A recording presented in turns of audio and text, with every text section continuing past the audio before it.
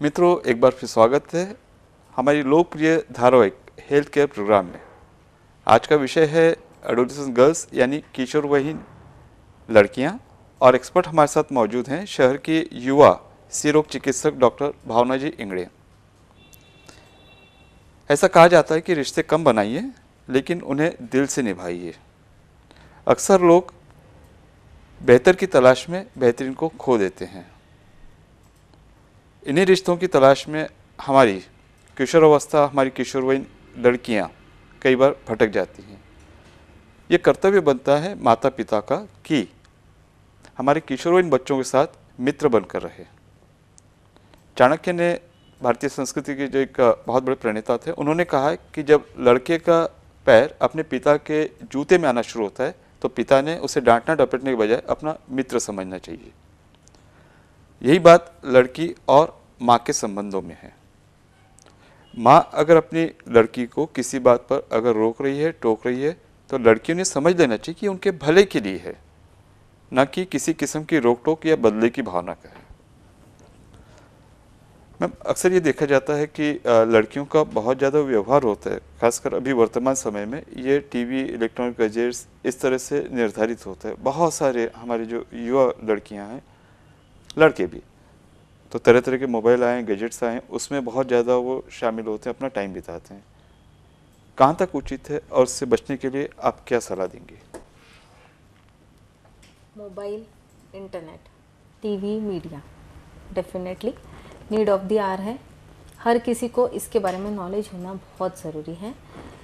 Knowledge होना इसलिए ज़रूरी है कि ये बेसिकली आपको पूरा सोशल में कनेक्टेड रखता है। आप अपने घर में बैठ के बाकी सारी दुनिया से कनेक्टेड रह सकते हो। दूसरा, आपको एजुकेशनल पर्पसेस में हेल्प करता है। तीसरा, बाकी चीज़ों में कनेक्शंस जैसे एक्स्ट्रा करिकुलर जो एक्टिविटीज़ हो गई, उसमें आपको वो हेल्पफुल रहता है। लेकिन जैसे हर चीज़ के प्रोज एंड कॉन्स रहते हैं, वैसे इसके भी काफ़ी नुकसान हैं। रूम के अंदर बैठ के 10 लोगों के साथ व्हाट्सएप पे चैटिंग तो हो जाती है, 100 लोगों के साथ में फेसबुक पे चैटिंग तो हो जाती है, लेकिन बाजू में जो बैठे हैं उनसे कोई रिश्ता नहीं रहता। मतलब हम दुनिया से जुड़ रहे हैं और घर वालों से टूट रहे हैं। ऐसे हो रहा है इंटरनेट की वजह से। तो ज़रूरत का सामान है, ज़रूरत की चीज़ है, लेकिन उसके लिमिटेशंस होने चाहिए। आप एक समय तय कर लो कि मैं सवेरे 1 घंटे फेसबुक देखूंगा, रात को 1 घंटे फेसबुक देखूंगा। बाकी टाइम हर बार मोबाइल उठा के देखने की ज़रूरत नहीं है, वो एडिक्शन बन जाता है। मोबाइल हो, व्हाट्सएप हो, ये सब हम किशोरवयीन बच्चों को बताते हैं कि आप एक टाइम फिक्स करो, बाकी का टाइम आपको पढ़ाई करना है, ये आपका लाइफ टर्निंग इवेंट है, आपको अपना कोर्स डिसाइड करना है वगैरह, सब कुछ ठीक है।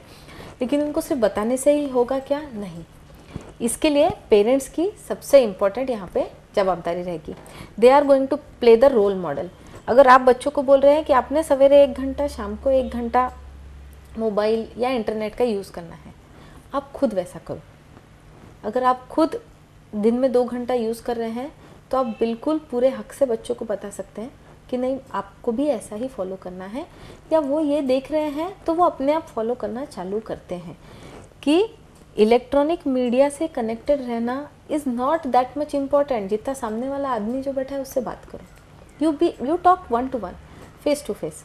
That is a better way of communication. ये जो एक सेंस ऑफ कम्युनिकेशन, एक सेंस ऑफ रिस्पॉन्सिबिलिटी जो हम कल्टीवेट करेंगे, अगर हम खुद ऐसा बिहेव करेंगे तो बच्चे बिहेव करेंगे। ये हो गई बात इंटरनेट और फेसबुक की। रही बात टीवी, मीडिया, ये बेसिकली टीवी मीडिया तो मुझे फेसबुक और व्हाट्सएप से भी थोड़ा सा ज़्यादा डरावना लगता है एक्चुअली। कैसा है कि टीवीज़ और इंटरनेट और मूवीज़ आजकल के ऐसे दिखाते हैं, एटीट्यूड ऐसा कल्टीवेट हो रहा है न्यू जनरेशन में कि सारी चीज़ें are like let go, easy go lucky. Smoking चलता है, ड्रिंकिंग चलता है, pre marital sex it's okay, like post this thing also fine, everything is on a very superficial level. कोई चीज़ में सिंसियरिटी नहीं है, कोई चीज़ में डेप्थ नहीं है। ये हमारा कल्चर नहीं है। तो ये जो सिखाने वाले या ये कल्चर जो हमारी जो युवा, किशोरीन युवा जो है, उनके मन में भरने वाला मीडिया है। तो इसको आप जितना कम से कम कर सके, कितना कम से कम रख सके अपने घर में, उतना ही आप शायद अपने हिसाब का कल्चर घर में कल्टीवेट कर सकोगे। दूसरा बात ये कि मतलब टीवी तो ठीक है, तो वो उसका भी आप टाइम डिसाइड कर लो, मॉर्निंग में 1 घंटा देख लिया, शाम को 1 घंटा देख लिया। उसमें भी डिस्क्रिमिनेशन की घंटे के हिसाब से भी है, और एक क्वालिटी, ये हो गई क्वांटिटी, क्वालिटी के हिसाब से भी कि क्या देखना है क्या नहीं देखना है, कौन सा सीरियल देखना है कौन सा नहीं देखना है, गाने देखने हैं, मूवीज़ देखना है। वेबसाइट्स अगर हम चेकआउट कर रहे हैं एजुकेशनल वेबसाइट्स है ओके, लेकिन कुछ अवान्तर जो बाकी की चीज़ें सिखाने वाली वेबसाइट्स है वो अगर घर पे ओपन हो रही है तो you have to be alert. इसके लिए आप चेक तो नहीं कर सकते हो हर बार कि कौन सी वेबसाइट इन्होंने सॉर्ट आउट किया है। इसके लिए आपको इतना अच्छा दोस्त बनना है आपके बच्चों का कि उनको अगर कुछ भी शिकायत है, उनको कुछ भी समस्या है, कुछ भी डाउट है, फिर वो किसी से भी रिलेटेड रहे, सोशल या मोस्टली सेक्सुअल क्वेरीज ही रहती है इसमें, जिसके लिए बच्चे अवान्तर रॉन्ग वेबसाइट्स पे जाके गलत चीज़ें आत्मसात करते हैं। तो ऐसे टाइम पे अगर माता पिता बच्चों के अच्छे दोस्त बने रहें तो उनके मन में पहला ही डाउट आते से ही they will approach you and not the internet. So ये the solution to this problem lies within your relationship, कि आप कितना हेल्दी रिलेशनशिप कल्टिवेट कर रहे हो अपने बच्चों के साथ। इस चीज़ के लिए मैं और एक बोलना चाहूँगी कि इसके लिए जैसा अगर आपको उतना हेल्दी रिलेशनशिप कल्टीवेट करना है बच्चों के साथ में, तो एक ही चीज़ याद रखना, सब कुछ positive positive positive, try to be as less negative as possible. बात करते टाइम नहीं, नो, हो नहीं सकता, अच्छा नहीं है, ये वर्ड्स का आप जितना कम इस्तेमाल करोगे उतना अच्छा है। और अच्छा लग रहा है, अच्छा इसकी बजाय ऐसा किया, तो अगर ऐसे कुछ वर्ड्स का इस्तेमाल किया तो वो हमेशा बेटर रहेगा। जैसे अगर लड़की कोई थोड़ा सा रिवीलिंग ड्रेस पहन के निकल रही है घर से बाहर, तो माँ ऐसा बोलने की बजाय कि अरे ये तूने क्या कपड़े पहने हैं, ये अच्छा लग रहा है क्या, इसकी बजाय अगर वो बोले बेटा अगर आप इसकी बजाय ये पहनेंगे तो ये ज़्यादा सूट करता है आप पे, आप इसमें ज़्यादा अच्छी दिखोगी। इस तरीके से एक पॉजिटिव कल्चर घर में कल्टीवेट होगा। इवन बैठ के हम जब खाना खा रहे हैं, जो डिस्कशन हो रहा है, तो फेसबुक के चैट या व्हाट्सएप के मैसेजेस नहीं, अपने आप के बारे में, एक दूसरे के बारे में पॉजिटिव चीज़ें डिस्कस करो। इससे घर में एक पॉजिटिव एटमॉस्फेयर कल्टीवेट होगा। मित्रों, बहुत ही महत्वपूर्ण बात डॉक्टर भावना जी हमसे कह रही हैं कि हम जो व्यवहार बच्चों के सामने प्रस्तुत करें, बच्चे चाहे वो छोटा 1 साल का बच्चा हो चाहे हमारी किशोरवयीन बच्ची हो, हमको देखकर सीख रहे हैं। जिस व्यवहार को हमारे बच्चों के द्वारा चाहते हैं तो हमारी कोशिश होनी चाहिए पहले वो व्यवहार हम उनके सामने करें, तो ये हमारा हक बनता है कि हम उस बारे में उनसे बात कर पाएंगे, उनकी आंखों में आंखें डालकर उस बात को हम जोर दे के कह पाएंगे। बच्चे क्या चीज़ सीखेंगे, तो इसके लिए जरूरी कि हम उनके सामने अपना उदाहरण प्रस्तुत करें, अपना आदर्श प्रस्तुत करें।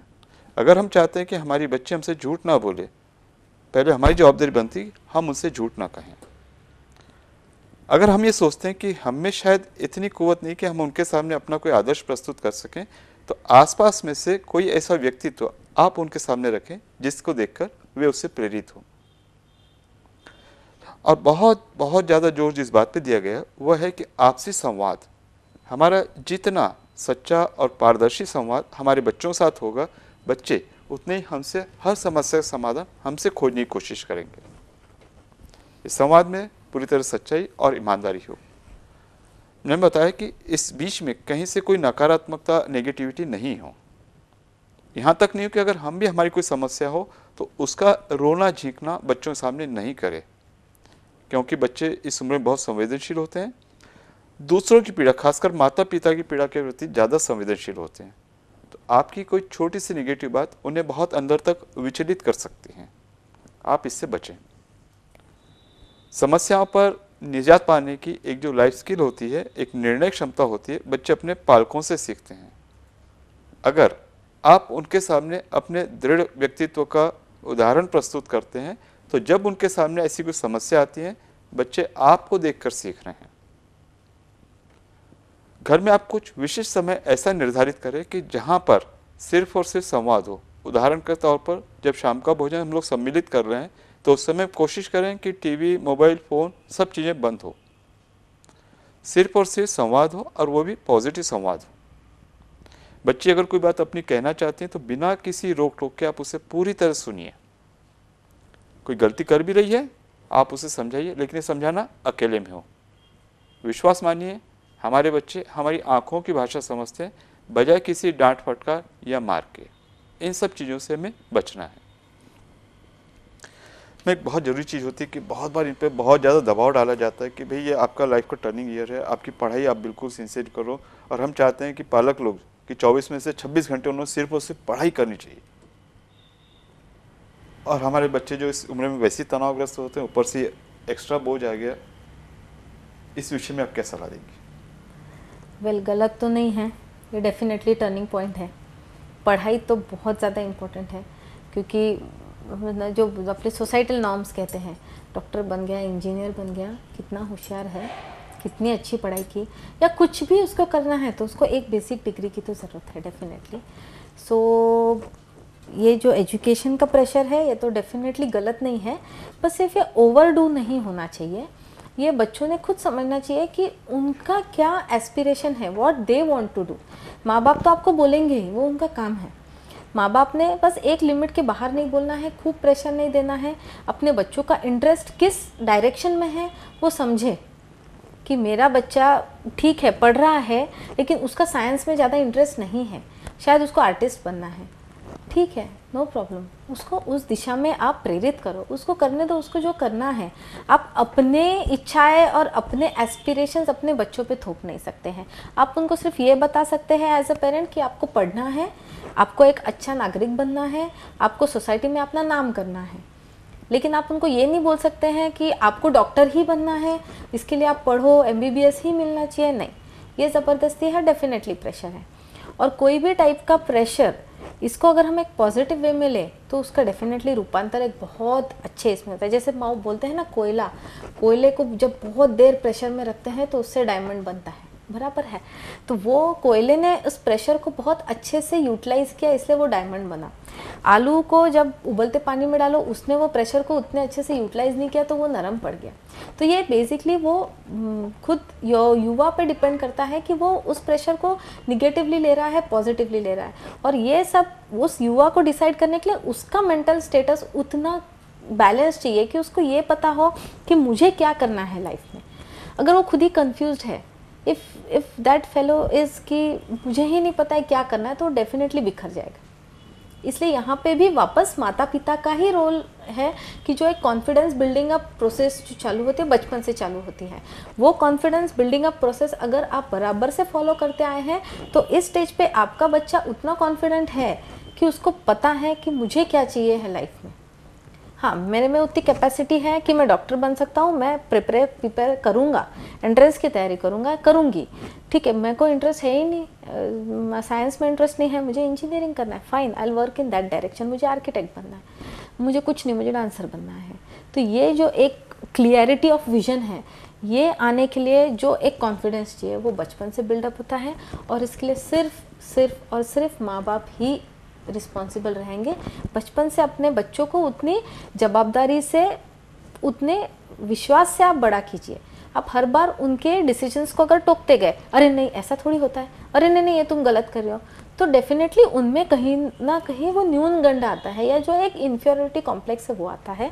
कॉन्फिडेंस डेवलप नहीं होता है कि अरे मैं तो कुछ भी कर रही हूँ तो मेरे माँ बाप उसको गलत बोल रहे हैं, तो उनको ऐसा लगने लगता है कि मैं हर बार गलत ही डिसीजन लेती हूँ, तो वो कॉन्फिडेंस डेवलप नहीं कर पाते अंत तक।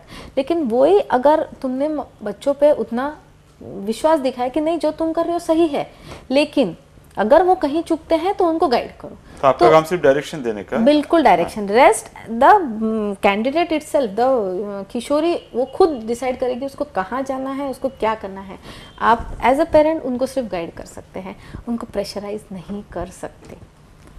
मित्रों, बहुत इंपॉर्टेंट चीज़ जो डॉक्टर भावना जी हमसे कह रही हैं कि इस पढ़ाई के माहौल में, इस सो कॉल्ड जो तथाकथित स्पर्धा का युग है, वहाँ पर हमारा मूल्यांकन हमारे मिले हुए मार्क्स और गुण के आधार पर होता है। इस बात को हम नकार नहीं सकते, लेकिन साथ में बतौर पालक ये हमारा कर्तव्य बनता है कि हम हमारे बच्चे या बच्ची का इंटरेस्ट, उसकी दिलचस्पी किस चीज़ में, उसको हम पूरी तरह से आकलन उसका करें और उस चीज़ को हम बढ़ावा दें। मैम कह रही हैं अगर उसका इंटरेस्ट डांसर बनने में या किसी तरीके के आर्ट्स में रुचि है तो हम केवल उसे डॉक्टर और इंजीनियर ही बनना है, इसलिए उसको प्रेशराइज ना करें। साथ ही साथ हमें उसकी बच्चे की योग्यता, उसका भी पूरी तरह आकलन होना चाहिए। मान लीजिए अगर बच्चे की कैपेसिटी, उसकी क्षमता सिर्फ 65% है, तो हम जोर जबरदस्ती करके उससे 99% तक नहीं पहुंचा पाएंगे। ये पॉसिबल भी नहीं है और ज़रूरी भी नहीं है, अन्यथा इसके पूरे दुष्परिणाम न केवल बच्चे में होंगे बल्कि पारिवारिक संबंधों में होंगे और एक अच्छा खासा परिवार टूटने की कगार पर पहुंच जाएगा। मित्रों, हमने हमारी तरफ से पूरी कोशिश की है कि कार्यक्रम आपको रोचक हो और जानकारी देने वाला हो, लेकिन क्योंकि कार्यक्रम आपका अपना है, इस विषय में आपके विचार, सुझाव और प्रतिक्रियाएं, इनका हमें हमेशा से इंतज़ार रहा है। आपकी सुविधा के लिए आप हमसे प्रत्यक्ष रूप से स्क्रीन पर दिखाए गए नंबर से या तो फ़ोन से कांटेक्ट कर सकते हैं या व्हाट्सएप से हमें मैसेज कर सकते हैं। परीक्षा का माहौल चल रहा है, हमारी तरफ से, डॉक्टर भावना जी की तरफ से हम हमारे सभी विद्यार्थी वर्ग और पालकों को उज्जवल भविष्य की शुभकामनाएं देते हैं, इस उम्मीद के साथ कि आप हंसते रहिए और लोगों को हंसाते रहिए। चलते चलते व्हाट्सएप पर एक मैसेज कि ज़िंदगी न बीत जाए रोने रुलाने में, ज़िंदगी न बीत जाए रोने रुलाने में, निराशा में कुछ तो राहत बांटिए, नीरस सी हो चली ज़िंदगी बहुत, नीरस सी हो चली ज़िंदगी बहुत, थोड़ी सी इसमें शरारत बांटिए। अपने अंदर का जो बच्चा है जो शरारत करना चाहता है उसे पूरी तरह से उजागर कीजिए, उस बचपने को पूरी तरह से संतुष्ट कीजिए। समय की सीमा को देखते हुए आपसे विदा का वक्त आ गया है, इस वादे के साथ कि अगले हफ्ते एक नए विषय पर एक नए एक्सपर्ट के साथ आपसे फिर भेंट होगी और आपका आने वाला कल आज से अधिक कल्याणकारी और मंगलमय हो। डॉक्टर भावना जी, इतने अनूठे विषय पर जिस रोचक ढंग से आपने हमारे दर्शकों को जो मार्गदर्शन किया है उसके लिए हम हृदय से आपके आभारी हैं। धन्यवाद। नमस्कार।